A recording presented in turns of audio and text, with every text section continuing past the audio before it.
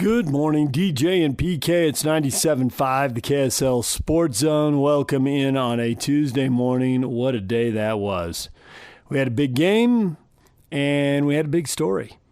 And you don't usually get those two things this time of year automatically, and you certainly don't tend to get them together, and yet here we are. College football, Brendan Sorsby getting the okay to play, mega story. Just gambling has always been a suspension, somewhere between a year and a lifetime. And it is dependent on the player and the sport and what's going on. Obviously, Pete Rose, lifetime ban. Obviously, the Chicago Black Sox going back over 100 years, lifetime ban. That's where this all starts. That's where all the gambling rules come from. The World Series was the biggest thing. The NFL, the NBA, the NHL, not happen. It was baseball, and a World Series got fixed, and nothing was ever the same. The rule was set. Now, other places you've seen, like the NFL has had 1-year suspensions for gambling. Doesn't matter if you go back 60 years or if you go back 6 years. You can 1 year for a lot of guys who've gotten caught gambling, and their careers are so short. That is a big penalty. Brendan Sorsby's getting 2 games. Wow. Mark Harlan said he's disheartened by the injunction issued today in the Brendan Sorsby matter. It is hard to argue with that. Betting on your own team that's just a line that can't be crossed. And there's got to be a penalty for it. 2 games, your money game, and then your Oregon State game, coming off of 2-10. I mean, those aren't big games. Those aren't conference games. He's eligible as a conference opener. The reaction from college football has been loud. I don't know if I want to say it's been swift. I mean, we really don't know what people are going to do. They're making a lot of noise like they're going to do really tough stuff. We'll see. The SEC and Big Ten are talking about refusing to schedule games with Texas Tech in any sport and maybe canceling them. And this might hit Texas Tech football or basketball harder than football. In football, you're going to play 3 games and honestly 1 Power 5 game, if that. Basketball, Texas Tech has big plans and big hopes. They want to be really good. They want to go to the NCAA tournament, and they want to make a run when they get there. Sweet 16, Elite 8, Final 4. What can they do, right? Well, you got to have a big non-conference schedule. Even in the Big 12, you got to play non-conference games. It's really not clear how the Big 12 is going to react to this. And this could lead to more lawyers and more court cases for sure. More lawyers asking for more injunctions. Billable hours are undefeated. But will a carefully crafted penalty from the Big 12 coming from a conference rather than from the NCAA, will that land differently? Are there antitrust questions that are no longer in play? Man, I'm not a lawyer. I didn't play one on TV. I wasn't pre-law on Friday nights at UCSB. I don't know. I've read commentary from people I think are better informed than me, trying to figure out what happens next. It feels like there's more lawsuits. One thing is this decision will be appealed. The other thing I've read is that it will not be appealed quickly. That is the appeals court they'll be going to in Texas. They were thinking 9 to 12 months, and the season will be over. So it'll all be a moot point. I'm not convinced a lifetime ban has to happen here. There is an argument that, somebody younger and gambling's a disease. It's addiction. It's a disease. It needs to be treated.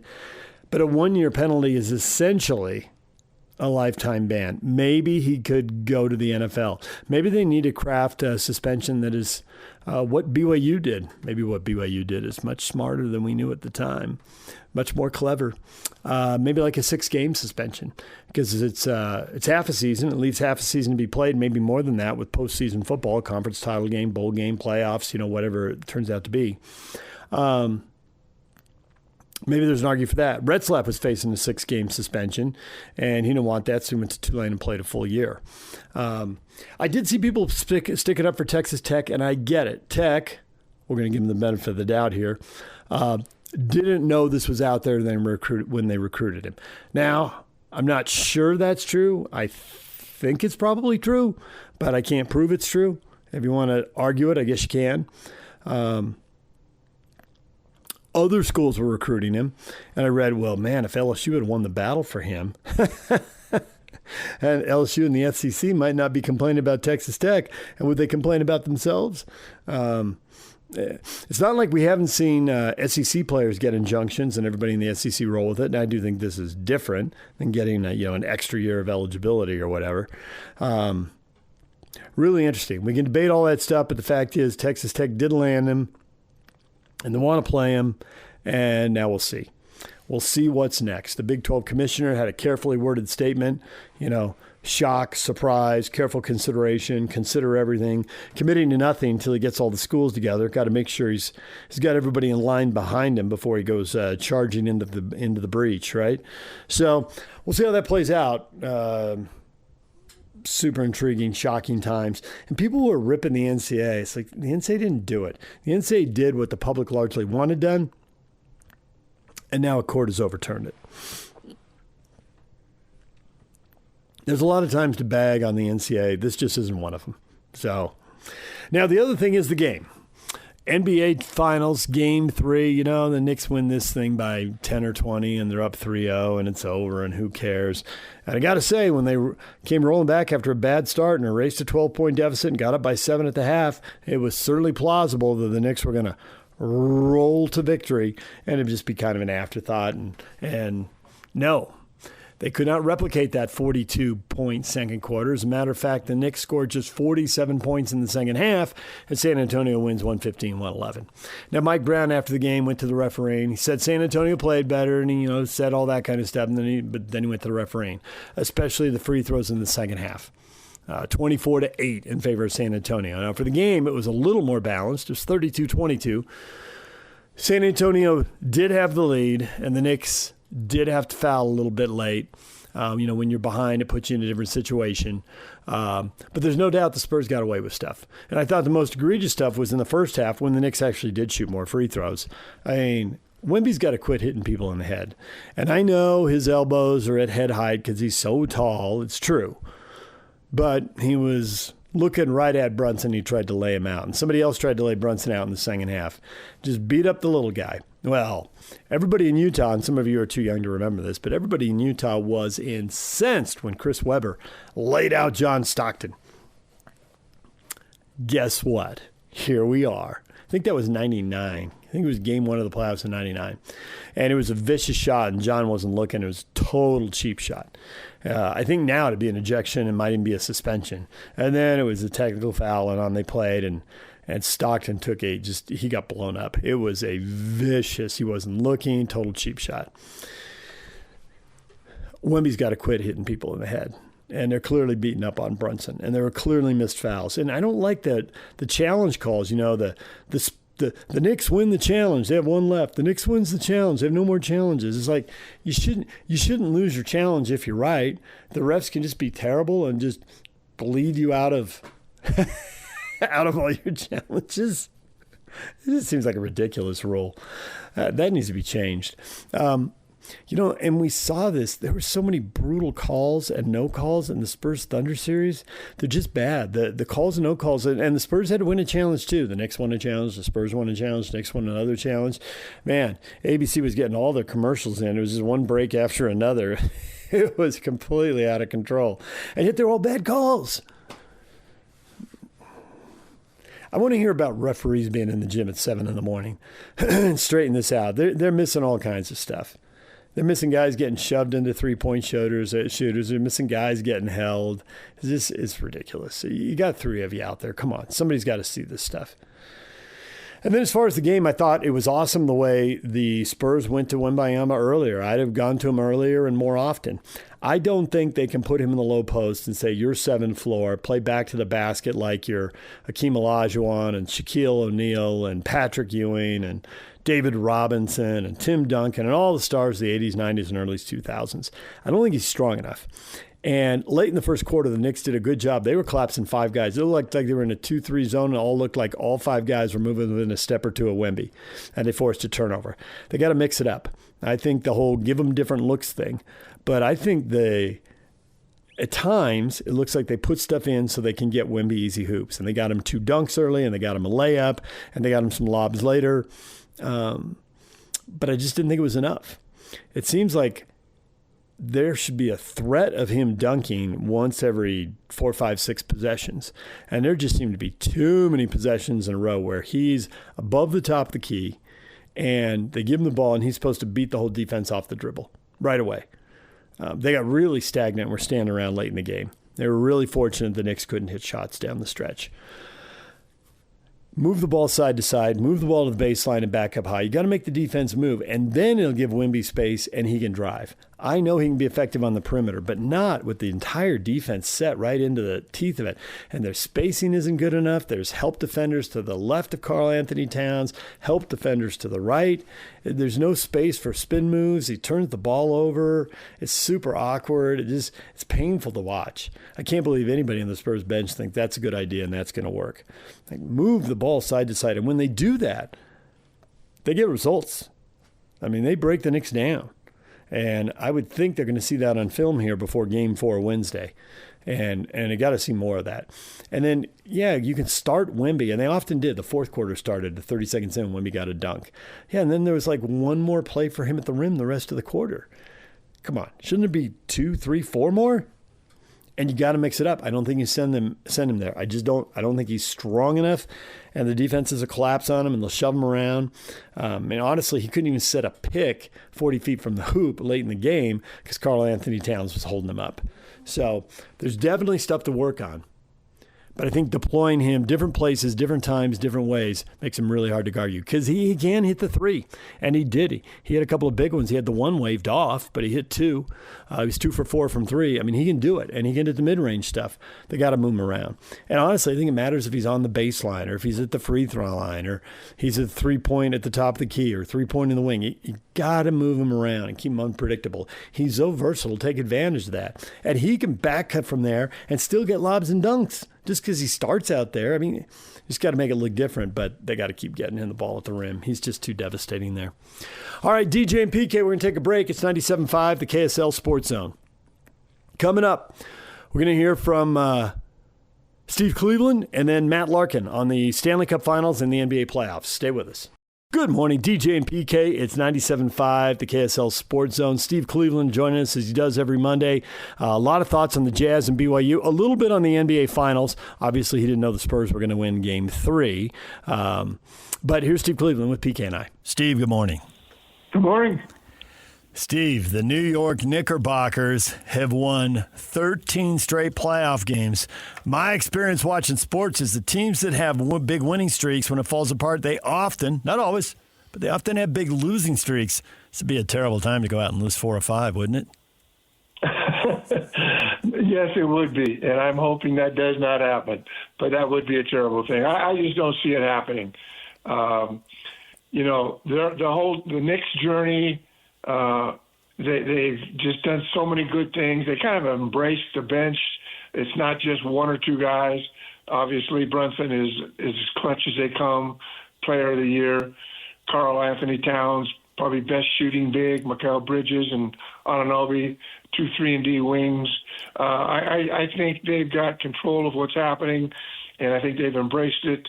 And I love the fact that Mike Brown's thoughts about it's about sacrifice. Knicks need all season to get it right, and they did. And embracing Tim Thibodeau, embracing the bench, they won an NBA Cup title. I love where the Knicks stand and where they are, and it's just fun to watch. I like the idea of positionless basketball, having guys that can do all sorts of different things, right? And we don't pigeonhole them into a position like we used to just a few years back, and maybe a couple decades. But I think it is biting San Antonio a little bit in that, particularly on that Wembanyama turnover right down at the end, because they don't have a point guard. They can't identify one. So, go back to what people can relate to here. If Ostertag or Karl Malone got that rebound, Stockton goes right to the ball. Right, and so you don't have that situation. And even if Castle, I think that's who it was, if I remember correctly, had turned his back on Wembanyama and he throws the ball. Well, you saw Jalen Brunson there lurking, and I wonder if he would have went up and stole the ball from Wembanyama then, because Wembanyama's, when he bounces the ball to come up to him, is about the height of that Brunson is. So, and then on the other side, when it was tied 104, you've got Wembanyama taking a perimeter shot, and then obviously when it was 105, 104 with the game on the line, he takes a perimeter shot. I just don't know those two situations there. Get the ball to somebody who knows how to take it up, and do I really want my 7'4" guy? I know he's a positionless dude and he's got that skill, but is that the best offense to get in those situations? Yeah, I agree. I think that you're in a late game situation and you're settling. And that's what I would call it. Settling for, a 25-foot shot. Why not take that thing to the rim? Why not attack and then kick and get a wide open shot? I just think that the decision-making really hurt him and cost him winning the game, to be honest with you. And it was right there for him to take it and win it. And I just think that, Coach Brown, important to the fighting through and staying connected, fitting together, all of these things that not only exist in college but certainly in the NBA. And I just felt like it was not great decisions, and it was circumstances that it could have been better by making an extra pass, not settling for a jump shot. All those things led to losing that game and being in a position where they could get themselves back in that 7-game series and make things happen, but it really hurt. And because we watched the playoffs and the finals, and then we look at the Utah Jazz and think, what lessons do we learn? I've thought for a while now the Jazz are going to add a veteran ball handler, someone who can and to PK's point, positionless, I don't know if we'll call him a true point guard. Maybe that's what it'll be. Maybe it'll be more of a combo guard, but still a veteran who can have the ball in their hands in the last 5 minutes of close games. Does this just maybe you already thought that was a guarantee. Does this make it more likely? Is there a world in which they don't add somebody like that? Well, right now, you look at the top three as AJ, Darren Peterson, Cam Boozer. I know there are trades and drafts, and there's lots of things being talked about. But, right now it looks like you're going to have a Darren Peterson on 86'6", 6'7", can shoot it, and he'll be surrounded by Jackson and Markkanen and Kessler. I don't know. It might be a good time for something to take place. Peterson is a good shooter. I think he's about 6'6", and I don't know if he's the difference maker. Maybe a trade to get a better player. But Darren Peterson's not a bad get either. I mean, you're talking AJ, Darren, Cam Boozer are all three guys that are expected to take out. I know the Jazz have worked out all the prospects, and we'll just have to kind of see. But it would appear that Darren Peterson is going to be in a Jazz uniform next year, unless there's a trade or circumstances that you guys may know something that's happening. But I think Peterson's a guy, and what happens there or what trades happen, we'll see. I mean, Darren Peterson, I think he's 6'6". I'm not sure his exact, all of his measurements and things, but I think he's going to be in a Jazz uniform. I think he's a guy that has to continue to work on his defense ability, defending ability, and he certainly has the potential to become a good three-point shooter. David Locke, the Jazz radio guy who is basketball extraordinaire with all of his knowledge and stats and everything, he's thinking that Washington might be leaning towards Peterson because I would agree with him. I think he's the most skilled guy in the draft, if all things considered. Right. And so he thinks it's going to be the Jazz are going to have to decide between Boozer and Debonsa. And he's not as high on Debonsa as I am, for sure, because, he doesn't think he's a good shooter. My thought for you, or good enough shooter, how much can you improve shooting as you age? Because he's still only 19 years old. Oh, no. Listen, if you can get AJ, you take him. And there's no question. I mean, you're talking about young players here. And he's a small forward, and he's a guy that'll probably be the number one pick, unless we'll see what happens down the road here. But the things I like about this is AJ has proven that he can play in the mid-range game. Maybe he isn't as proven a three-point shooter, but these guys are going to spend their whole life working on becoming better shooters, becoming better defenders. If you can get AJ, they're better. I understand everybody has a different opinion on it, But the fact that he can play in the paint, that he can put it on the floor, he can create space. He's a mature young man. He makes good decisions. He doesn't take bad shots. I think everybody feels like it's going to be Darren Peterson. But if they can get AJ, I just think the Jazz become better. I know they've worked out everybody, but AJ makes them better if they can get him immediately. And I don't believe that because he's taking a lot of mid-range shots and because he does a lot of his work in the paint that he can't become a three. I mean, he's 19 years old, 18, 19 years old. They're going to get better. And I think that he has some gifts and skills. You get him in a situation where that's all they're doing is playing basketball, working on their game. He's just got the physicality. He can bump and take a hit. I like AJ. If they can get AJ, I think the Jazz get better. I'm not saying that Darren Peterson can't be a key cog there or Cam Boozer, but I just believe that the durability of AJ is different than Darren Peterson. You mentioned earlier the Knicks, all the things that they did, including embracing the change from Thibodeau. They've embraced, I guess, some of the things that he preached as far as the way they defend. You know, his fingerprints are still on the club, but it's definitely different with Brown calling the shots. And I'm curious, as a coach, how much it bugs you to see a coach who had his team in a conference final get let go.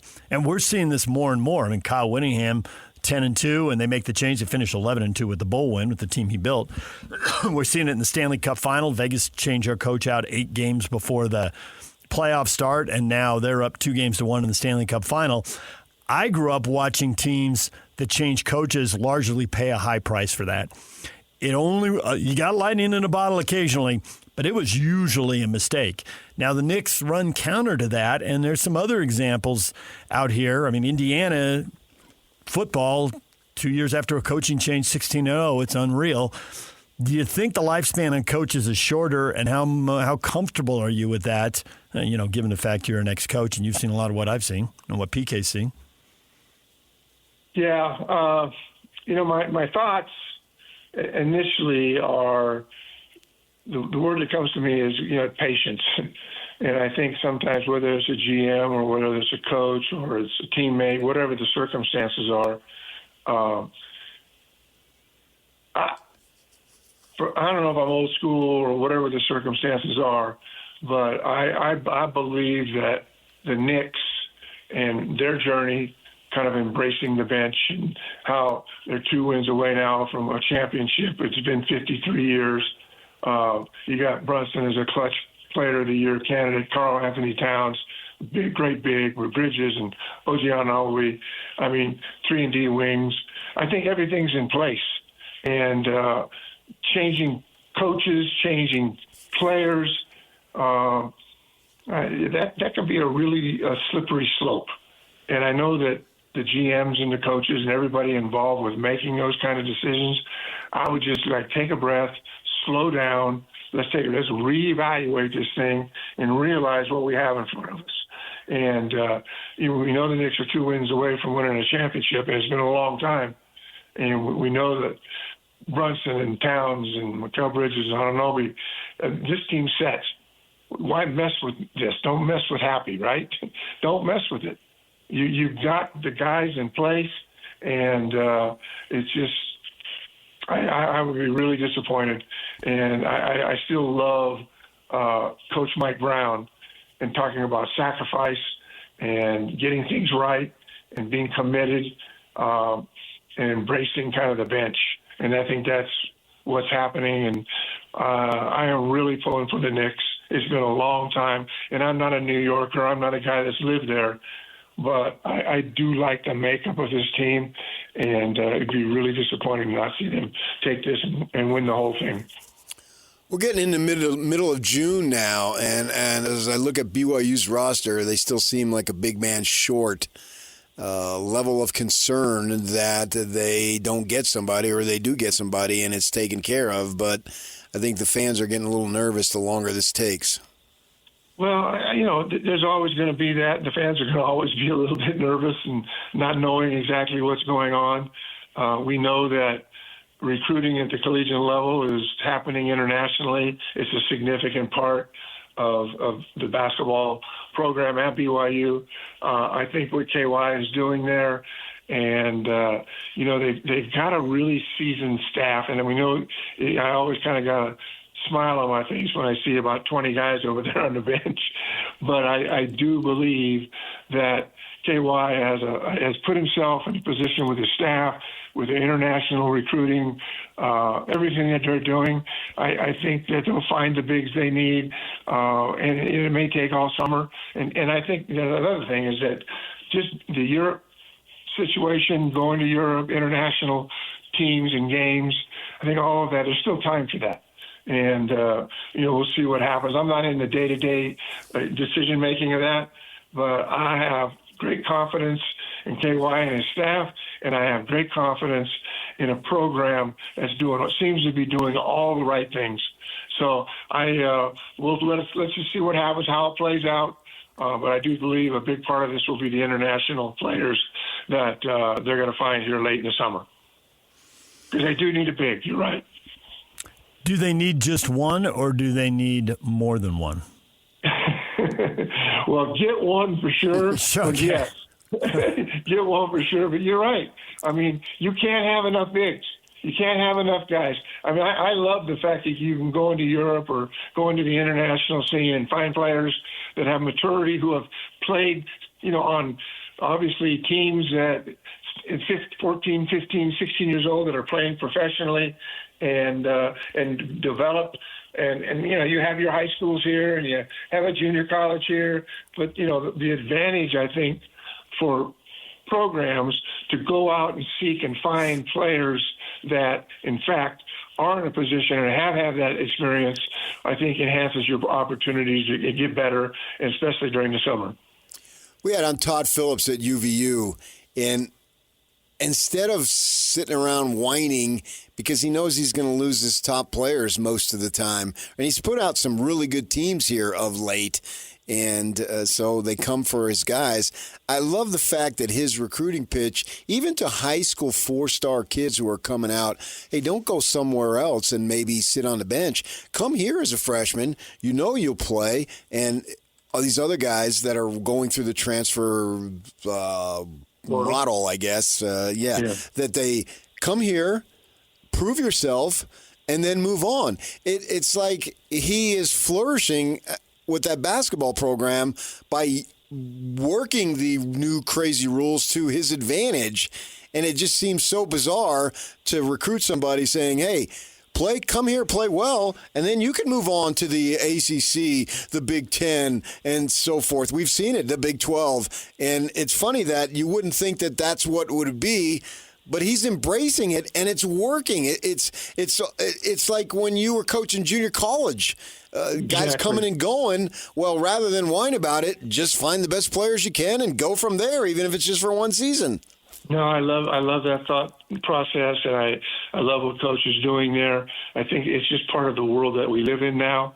And I remember being a high school and a junior college coach, and it was all about. I remember 2 or 3 players, Ray Alston being one, who ended up playing in the NBA for years, and he was my point guard at Fresno City College. And the whole idea was, come in here for a year. Just come here for a year. Get this thing right. Get yourself in a position where you can go play collegiately at the highest level, then go play in the NBA. And that was something we talked about all the time, that we have an opportunity here. And Coach Phillips is doing that. And I think I did that as a junior college coach, and it gave them an opportunity. And I had a number of players as a junior college coach who went on to play at a very high level in college as well as the NBA, and the opportunities were there. And so I did that most of my coaching career. I would just, hey, come play for a year. I'll get you somewhere that'll help you get better and get to the league. And that's what I did with every player that I coached in junior college, and even at BYU and at Fresno State, where come in, take a year. And I remember Paul George. It about killed me, but I had to tell him the truth. And here he is. He's playing. He's had a great year. And the next thing I know, after that great year, he's gone. And he's in the NBA. And it was painful. Then I began to realize that let's focus on getting the very best players we can get. And if it's just for a year, so be it. And it helped me have a better mindset in terms of just always being disappointed because I'm losing guys. Let's go find and convince, like Coach Phillips and others you've mentioned, let's go find the best player we can find.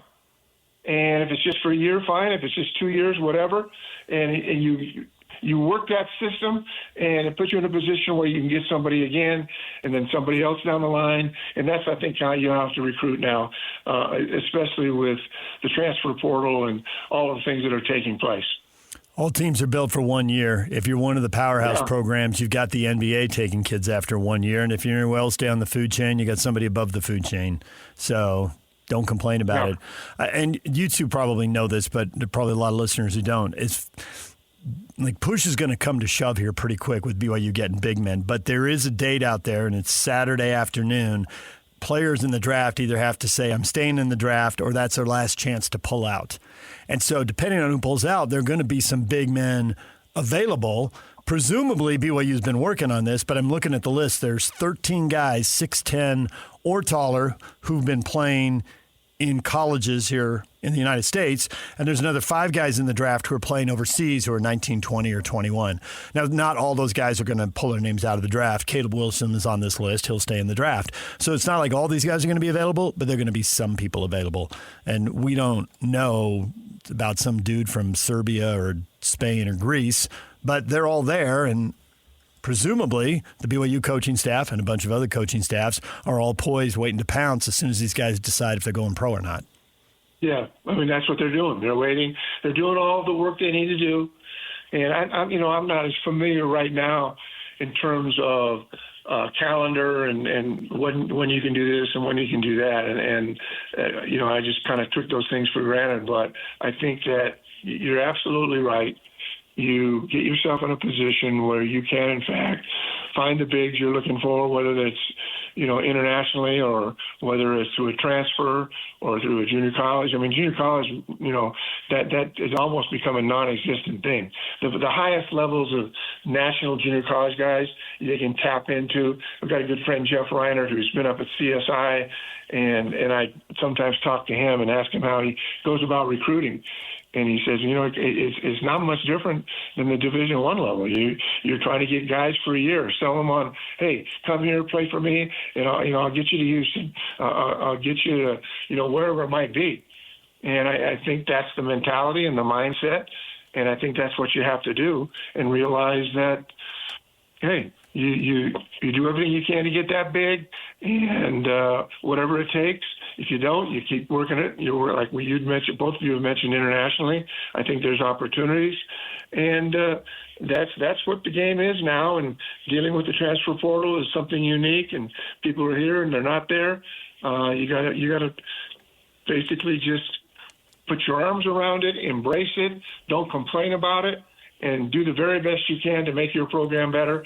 Whatever that commitment is to, whether it's junior college, whether it's a transfer portal, whatever the circumstances, be on top of that. I don't think you can be a college or a junior college or any coach today that if you're not fully aware of what's going on around the world. And that's just kind of how it is, and I don't see that changing. The transfer portal is not going away. And that's just the world of college basketball and the world of professional basketball. That's just how things are, and you have to embrace it. If you don't embrace it, you're going to be behind the 8 ball there. All right, there is Steve Cleveland. When we come back, Matt Larkin joins us to talk Stanley Cup Finals from Daily Faceoff. That's next. Stay with us. If you walk into a room and can't remember why, it could be nothing or something more. If you confuse a familiar recipe, it could be a slip-up. Or it could be associated with amyloid plaque buildup in the brain. Amyloid is a protein that your body produces naturally, but a buildup in the brain could lead to memory and thinking issues. To see what may be behind your memory and thinking issues, talk to your doctor about getting a full assessment.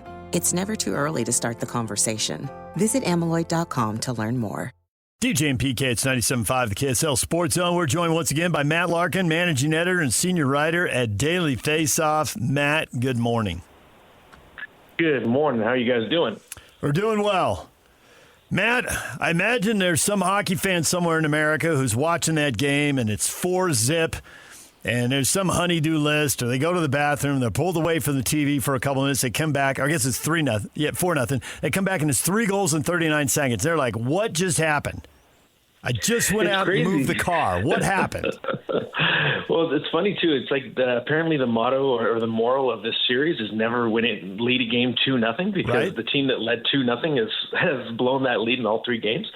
It's been pretty spectacular, particularly because if you think of the identity of the Vegas Golden Knights and the Carolina Hurricanes and their coaches, John Tortorella and Rod Brind'Amour, they play lockdown hockey. They're known for smothering their opponents. They're known for preferring to win a game 2-1. And it's just been wild back and forth. All 3 games in this series have been absolute barn burners.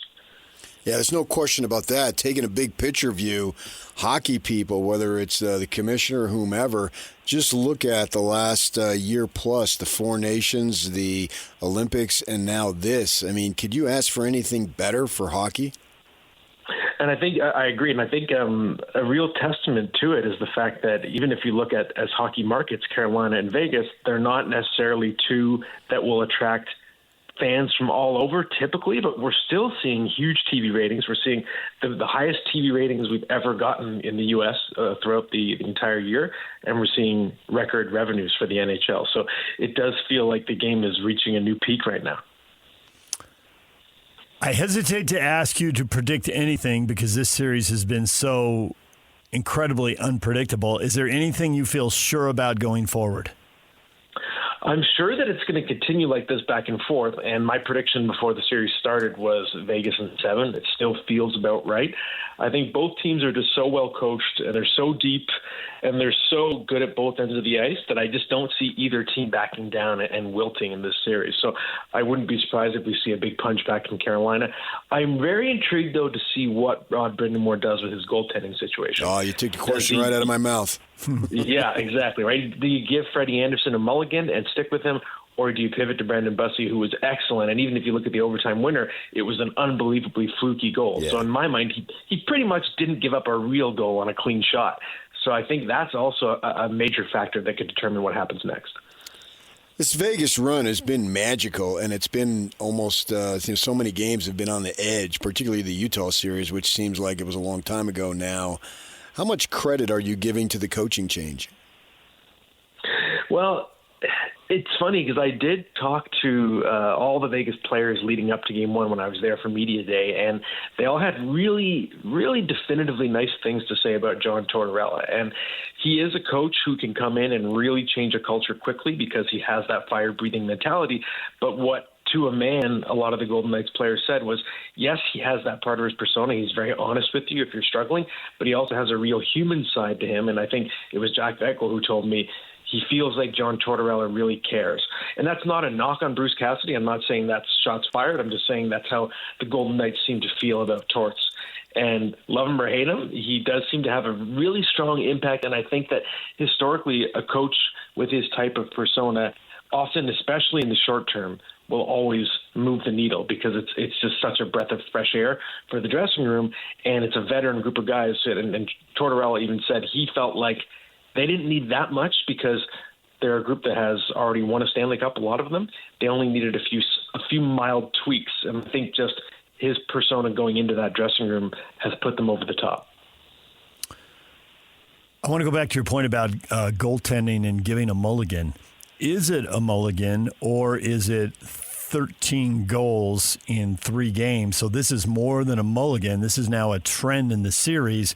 And you can't just add up the goals because it's where are you losing the puck on the ice and what kind of opportunities are you making? Are you giving Vegas to score? So you got to factor that in. And then also, I didn't go to goaltender camp, but listen to people talk about it. That it was a bad bounce and it was fluky the way it came off the boards and this off the skate and in. But a little over skating there. You're supposed to go from post to post specifically so that doesn't happen. That's a fundamental that's been covered, and you should have that down at that level. So what do you think of that take, and what do you think about the 3-game trend? Because all that has to be weighed when making this decision.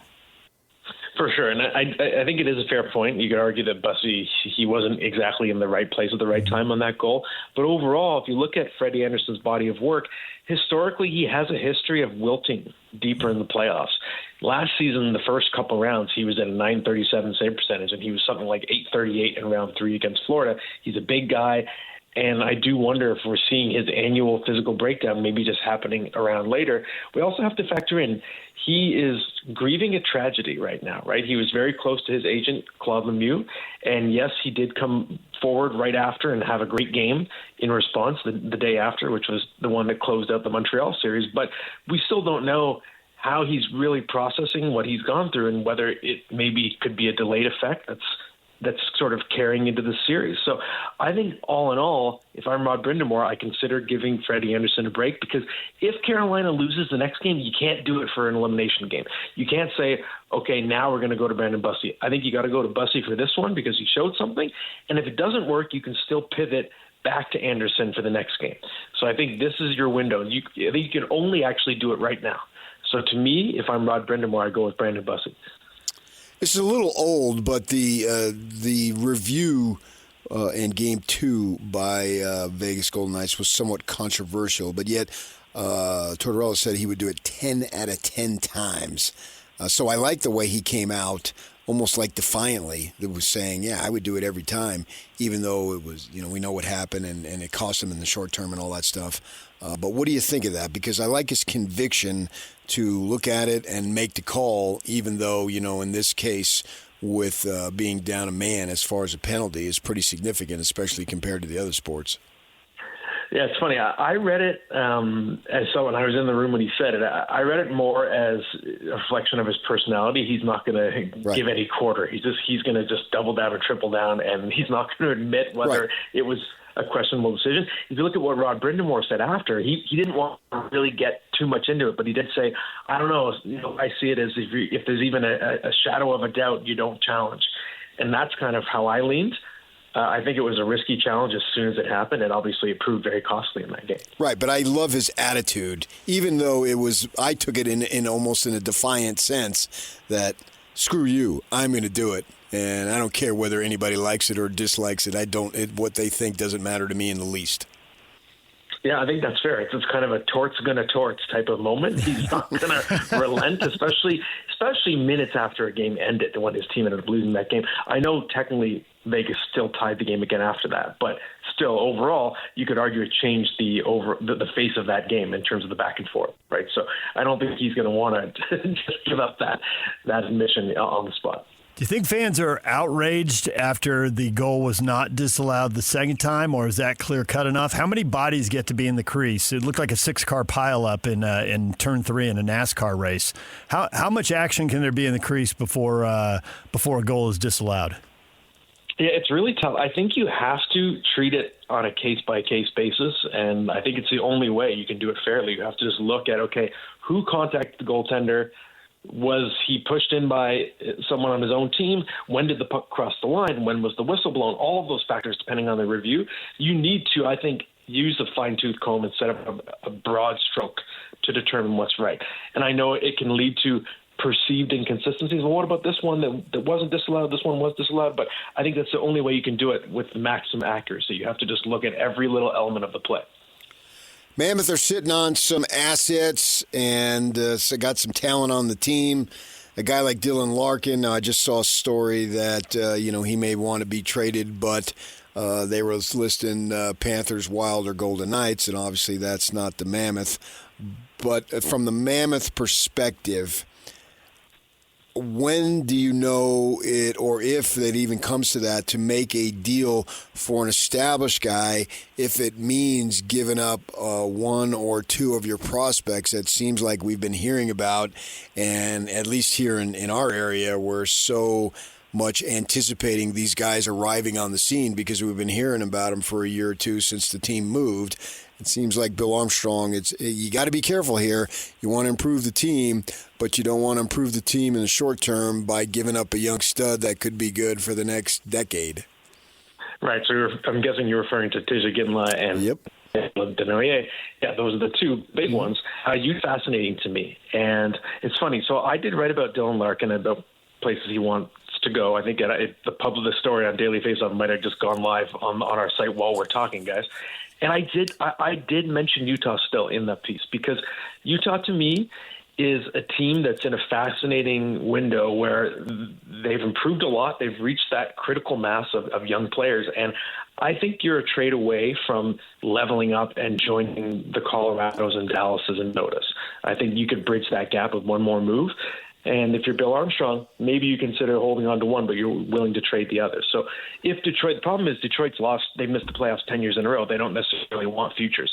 But if they're in a situation where they don't have the right offer, they could consider taking a Caleb Denoyer, who's a center, as part of that package. And then you bring in Larkin, and then you have Nick Schmaltz, you have Logan Cooley, Dylan Larkin. You're 3 deep up the middle, and I think Utah, to me, is an intriguing team to make a trade like that because, one, with the prospects they have, but two, just cap-wise, if you go up and down what they have right now, most of the key pieces are under contract. There's no really scary free agent that needs to be re-signed.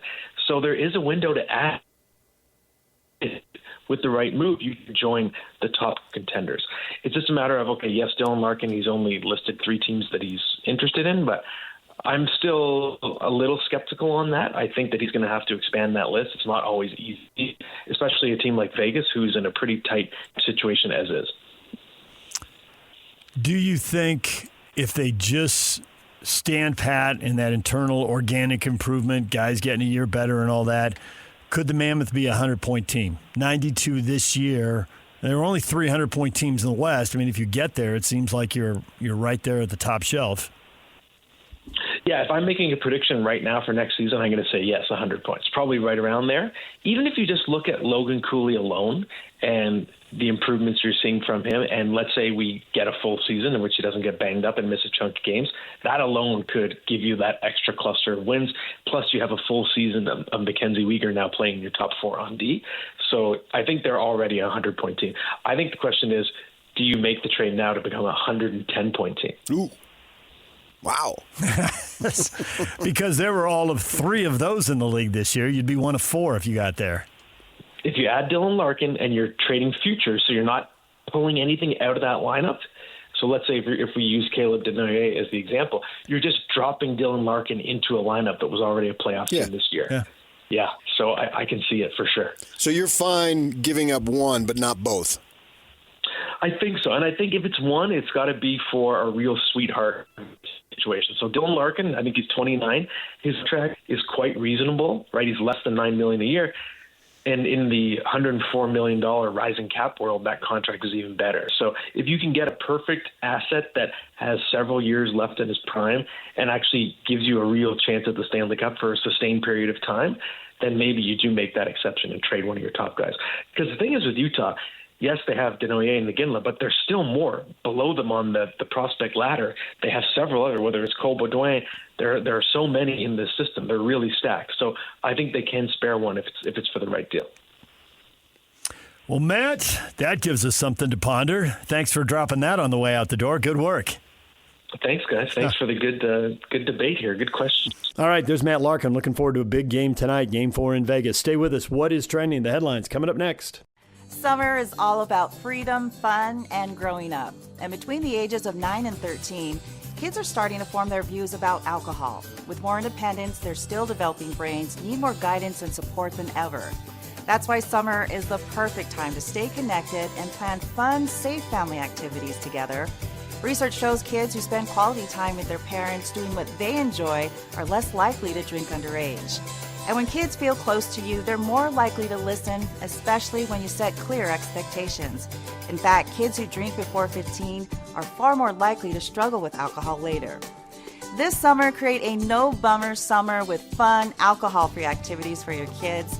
Go to summer.parentsempowered.org to take a quick quiz and discover ideas tailored to your family. A little time together can make a big difference. For more information and to learn more about how to prevent underage drinking, visit parentsempowered.org.